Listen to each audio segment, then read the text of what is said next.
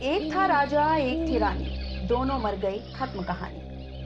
मगर आज जिस राजा और जिस रानी की कहानी हम आपको बताने वाले हैं, उनकी कहानी मौत के बाद भी खत्म नहीं हुई, बल्कि 400 साल बाद आज फिर वो लोगों को डरा रही है।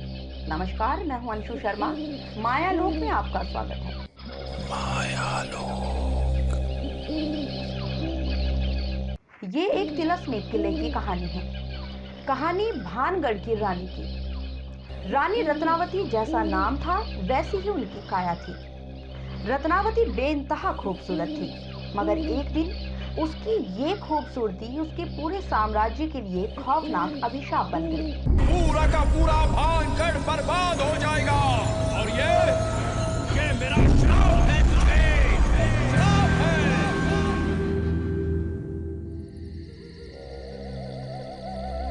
ये वीरान किला,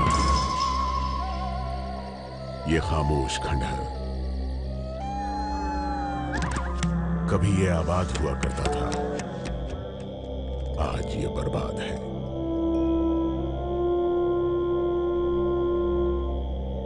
कहते हैं आबादी और बर्बादी का फासला इस किले ने कुछ बरसों में नहीं, चंद घंटे में तय किया था।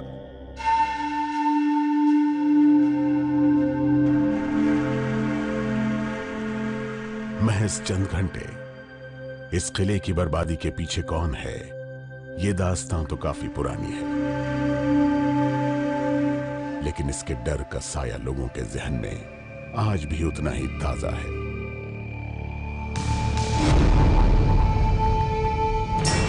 देश की राजधानी दिल्ली से करीब 282 किलोमीटर दूर कभी भानगढ़ बसा हुआ था।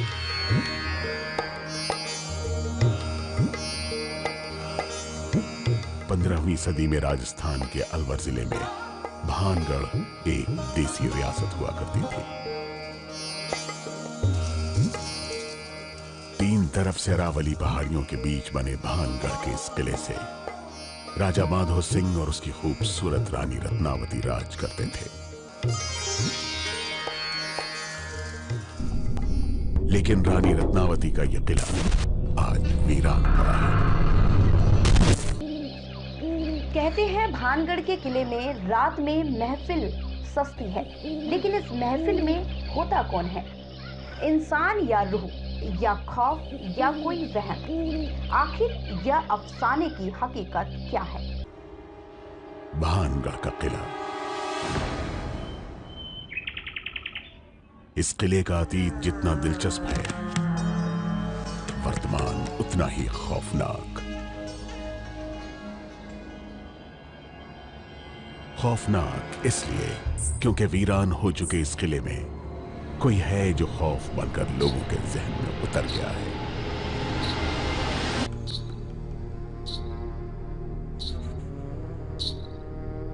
तभी तो इलाके के लोग इसे भूतों का भानगढ़ कहते हैं। लोग कहते हैं इस किले में रात को भूतों की महफिल सजती है। जी हां, भूतों की महफिल। अब जिस किले में भूतों की महफिल सजती हो, उस किले की तरफ रात में कोई झांकने की हिम्मत भी भला कैसे कर सकता है? यहाँ कहते हैं कि रात में कोई नहीं रुकता है। हाँ, यहाँ कोई नहीं रुकता। क्यों नहीं रुकता है? यहाँ बहुत जंदे होते हैं। आप कभी रात में इधर नहीं। सूरज ढलने के बाद लोग किले के भीतर जाने से इतना क्यों कतराते हैं? क्यों लोगों को किले का खालीपन डराता है? या रात में कोई है? क्या रात में भानगढ़ के किले में वाकई इंसानी हुकूमत खत्म हो जाती है? हम इसका जवाब खोजते, इससे पहले हमारी नजर दूर से आती एक साइकिल पर पड़ी। पास खड़े गांव वाले ने कहा, यह कन्हैया लाल ही होगा। कन्हैया लाल ने एक रात वो गलती कर दी थी जिसके लिए उसे बचपन से हिदायत मिल रही थी।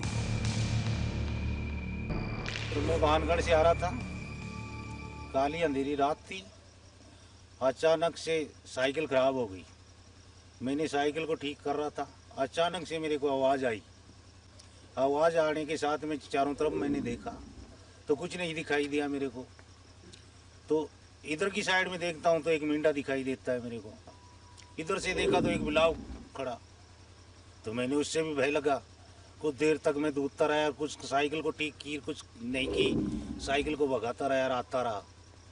आगे आते ही मेरे को एक वो अपने बिलाव दिखाया।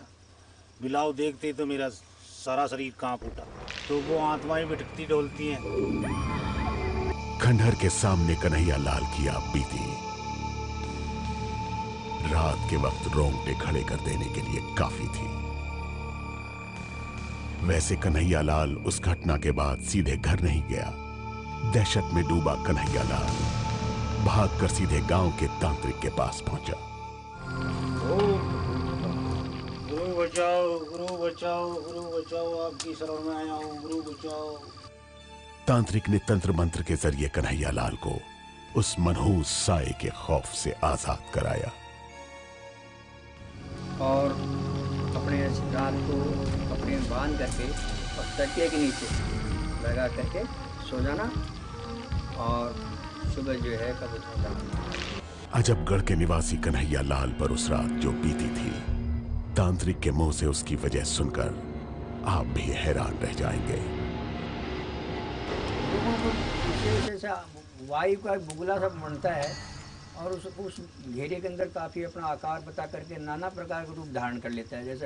जैसे कि भैंसा का बनना, भैंसा बनना, बिल्ली बनना, मेंढा बन जाना, और वो उस रास्ते को उसको इस प्रकार परेशान करता है, अंतिम उसके जब पीछे पड़ जाता है तो उसको ले ही जाता है, खत्म ही। भानगढ़ के बारे में हमने कई डरावनी कहानियां सुन रखी हैं।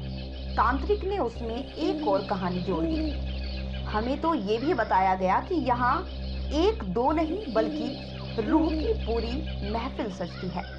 वहाँ जब हम जा रहे थे, रात को जा रहे थे, वहाँ इतने झमझम की आवाज़ आ रही थी, कैसे ढोलक मजीरे नाचने वाले जैसे नाच रहे हैं और ढोलक की आवाज़ आ रही है।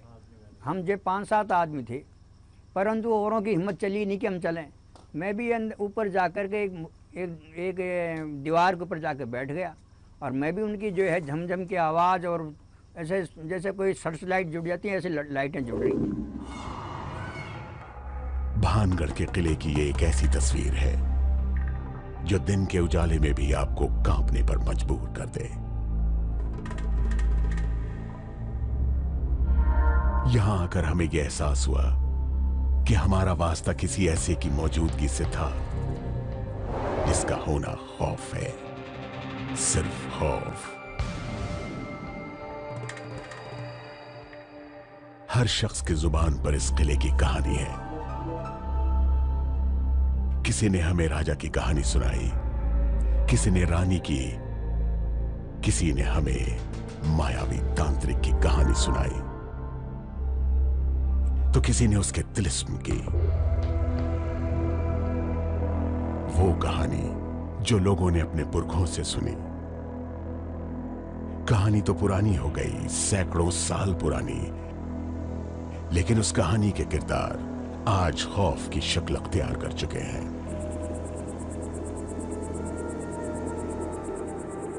वो लोगों को आज भी दिखते हैं,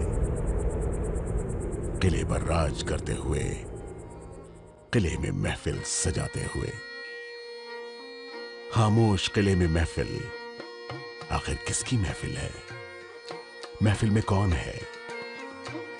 लोग कहते हैं ये भानगढ़ की रानी रत्नावती की महफिल है, लेकिन रानी को गुजरे तो जमाना हो गया। जो रानी इस दुनिया में है ही नहीं, वो कैसे महफिल सजा सकती है? लोगों का कहना है कि महल में महफिल सजती है और बाहर रोशनी नजर आती है। अगर रोशनी दिखती होगी तो हमें भी दिखाई देगी। जरूर ये सोचकर हमने रात होने का इंतजार करने का फैसला लिया। आप इंतजार कीजिए, मिलते हैं इस ब्रेक के बाद। माया लोग जारी है, माया लोग।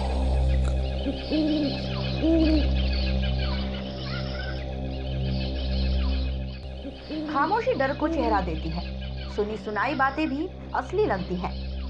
जब रात के अंधेरे में पूरी दुनिया सो रही थी तो भानगढ़ के किले के सामने हमें ऐसा लग रहा था कि इतिहास के गढ़ से कोई किरदार निकलेगा और हमें पीछे से आकर कहेगा, तुम हमारी कहानी क्यों नहीं सुनाते। स्याह रात डर की काली छाया को और भी गहरा कर देती है और उस पर इंतजार एक ऐसे मंजर का जिसके बारे में आप सपना भी नहीं देखना चाहते। किला बेवीरान था।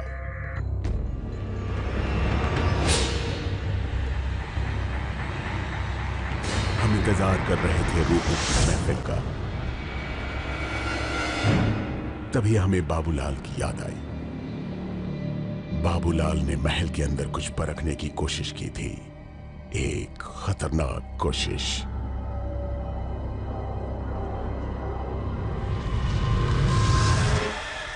मैंने सुना है वहाँ कि वहाँ जो जिन लोग रहते हैं रात में मीटिंग करते हैं तो वहाँ मतलब जैसे रात को रहते हैं तो सुबह मतलब साफ़ सफाई अपने आप मिलती है।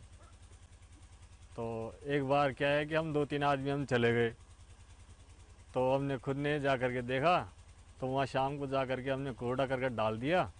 डाल करके फिर हम रात को आ गए, शाम को आ गए। आकर के हमने सुबह जल्दी जा कर के देखा तो वास्तव में कूड़ा करकट बिल्कुल साफ मिला साहब। बाबूलाल अगर रूहों को चुनौती देकर जिंदा वापस आ सकता है तो हमने सोचा यह कोशिश हमें भी करनी चाहिए।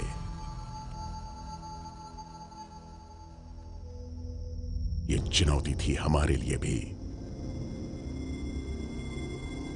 और किले में मौजूद अनदेखे के लिए भी।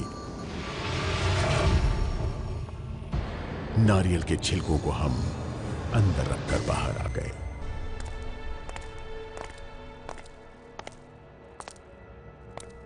बाहर आकर हम इंतजार करने लगे उसी महफिल का। आधी रात गुजरने के बाद भी महफिल सजने का कोई सबूत नहीं मिला और ना ही हमें कोई रोशनी दिखी।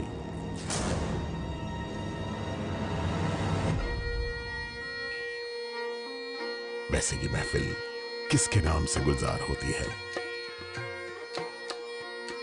कौन है और इस महल में क्यों है?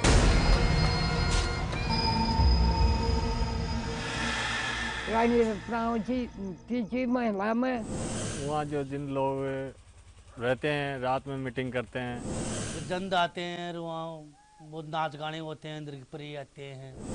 कोई या कहता अगया छिंदे से उड़ो मरगोज दिया शराब दे दियो तो इनको कोई बेहुई को नहीं कोई नहीं। रानी रत्नावती, तांत्रिक सिंह सेकड़ा और बेमौत मारे गए भानगढ़ के नगरवासी, आखिर इन तीनों में कोई वास्ता है क्या?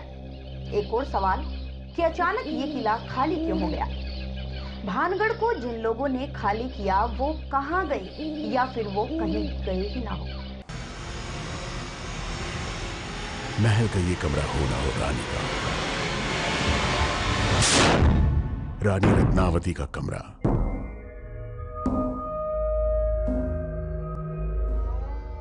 रत्नावती बेहद खूबसूरत थी।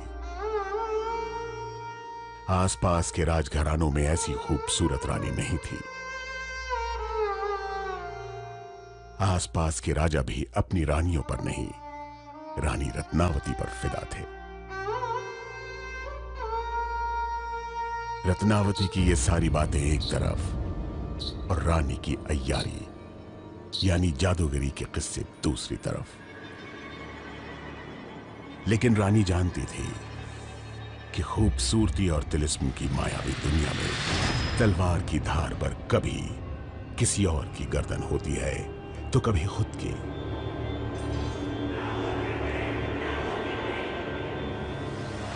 लेकिन वो कौन है इसका अंदाजा उन्हें भी नहीं था।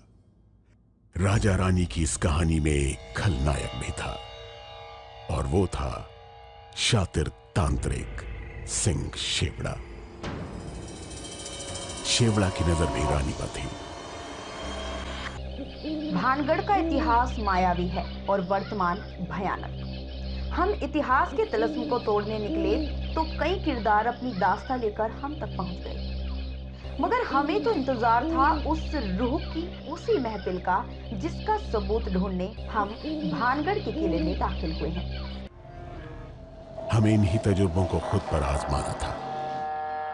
पहली आजमाइश हम महल में नारियल के कुछ छिलके डालकर पहले ही कर चुके थे।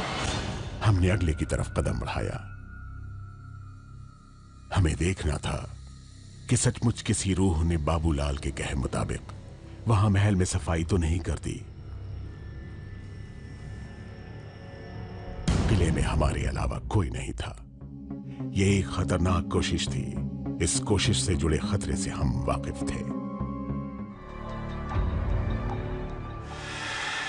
भी मालूम है वहां तो खतरा है, रात कोई ठहरता नहीं है। चमगादड़ और मोर की आवाज ने मिलकर हमें चौंका दिया।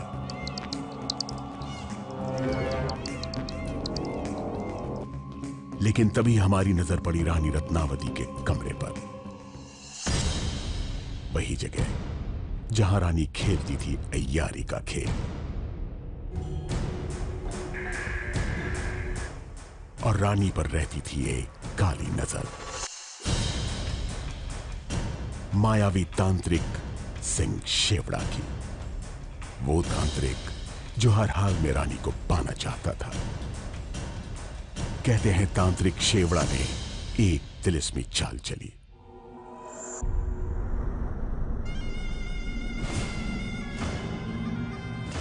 उसने तेल में मंत्र फूंक कर एक दासी के हाथों रानी के पास भेजा। अगर ये तेल रानी अपने बालों में लगाती तो तिलिस्म में फंसकर वो खुद ब खुद तांत्रिक के पास चली आती। लेकिन रानी भी तिलिस्म के उस खेल में माहिर थी जिसके बल पर शेवड़ा रानी को हासिल करना चाहता था। तेल में झांकते ही रानी समझ गई कि खेल क्या है। उसने तेल को एक पत्थर पर गिरा दिया। यह रानी की जादूगरी का कमाल था कि पत्थर तांत्रिक की ओर चल पड़ा और सीधे जाकर उसके सीने पर गिर गया। लेकिन तांत्रिक सिंह शेवड़ा ने मरने से पहले अपनी आखिरी चाल चल दी। उसने रानी और उसकी प्रजा को एक खौफनाक श्राप दे दिया। रानी रत्नावती को शेवड़ा के श्राप की ताकत का अंदाजा था, इसलिए रानी ने शहर खाली करने का फरमान सुना दिया। लेकिन होनी को कुछ और ही मंजूर था। लोगों का कहना है कि नगरवासी और रानी अपने शहर को छोड़ नहीं पाए। पता नहीं उस रात क्या हुआ कि पूरा भानगढ़ शहर ही तबाह हो गया।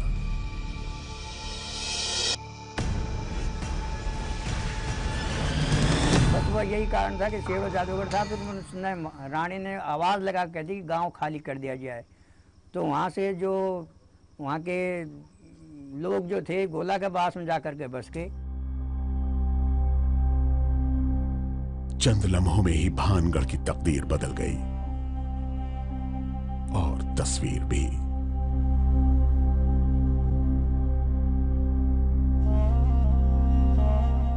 जो लोग शहर छोड़ गए वो तो बच गए, बाकी तांत्रिक के श्राप से बेमौत मारे गए। लोग कहते हैं कि बेमौत मारे गए उन्हीं लोगों की रूह आज भी किले में अपनी मौजूदगी का एहसास कराती है। यह एहसास अक्सर बेहद खौफनाक भी साबित होता है। हम इन्हीं एहसासों के साथ उसी जगह पर पहुंच गए जहां हमने नारियल के छिलके छोड़े थे। हमने देखा वो छिलके वहीं पड़े थे, जस के तस। 3 दिन 3 रात हमने दोनों जगहों की खाक छानी। खंडर मिले, खामोशी मिली, 2 आबाद शहरों की बर्बादी के निशान भी मिले, लेकिन वो नहीं मिला जिसने बरसों से सबको डरा रखा है। राजा रानी और पूरा का पूरा शहर गायब हो गया, पर उनसे जुड़ी खौफनाक कहानियां नहीं। पर ना तो हमें रानी की महफिल दिखाई दी और ना ही कोई आवाज सुनाई दी। जाहिर है भानगढ़ का ये मायालोक किले के अंदर जाते ही खत्म हो जाता है। हमारी इस खास पेशकश के साथ फिलहाल हम लेते हैं अलविदा। अगली बार हाजिर होते हैं एक नई कहानी के साथ। नमस्कार।